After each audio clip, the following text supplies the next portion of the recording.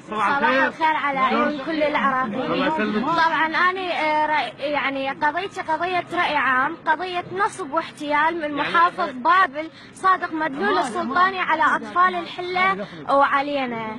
بعام 2014 سوينا مهرجان للأطفال برعايته، خصص كل مهرجان 1.5 مليون، يعني المجموع الكلي 3 ملايين، ومن 2014 لحد الآن فلوسنا ما منطينا إياها. سوينا مهرجانين، المهرجان الأول بمناسبة يوم الطفل اليتيم، والمهرجان الثاني اسمه أنا عراقي أنا أقرأ، لتشجيع الأطفال على القراءة، يعني حتى نخليهم يقرون أكثر. وزعنا لهم أكثر من 3000 ومجلة كتاب مجانا حتى نعيد هذا الكتاب. من 2014 لحد الآن الفلوس ما منطيني إياها المحافظ.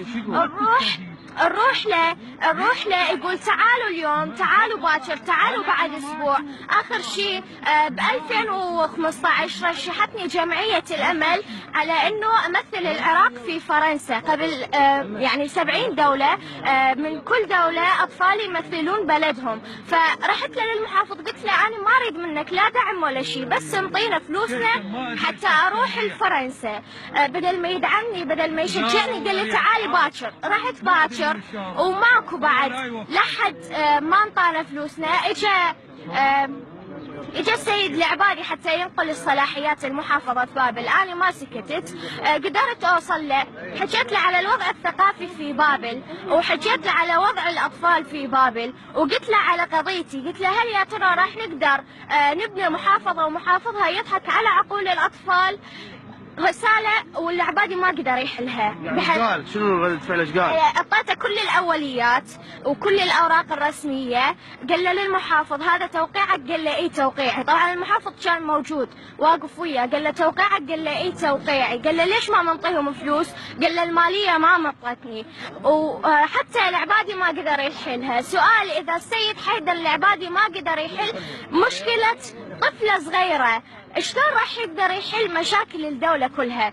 ورسالة إلى صادق مدلول السلطاني، أتحداك على الهواء مباشرة بمناظرة تلفزيونية تقدر تثبت بها أنه أنت ساهمت في إصلاح الوضع الثقافي في بابل، وأنا راح أقدر أثبت لك أنه أنت رجعت محافظة بابل 50 سنة لورا، لأن ما بها لا مقر لاتحاد الأدباء لا مركز ثقافي للطفل. ورسالة آخر شيء، رسالة إلى حاكم فاسد، أنت لا تشبهنا لا في الذوق ولا في العلم ولا في الحضارة.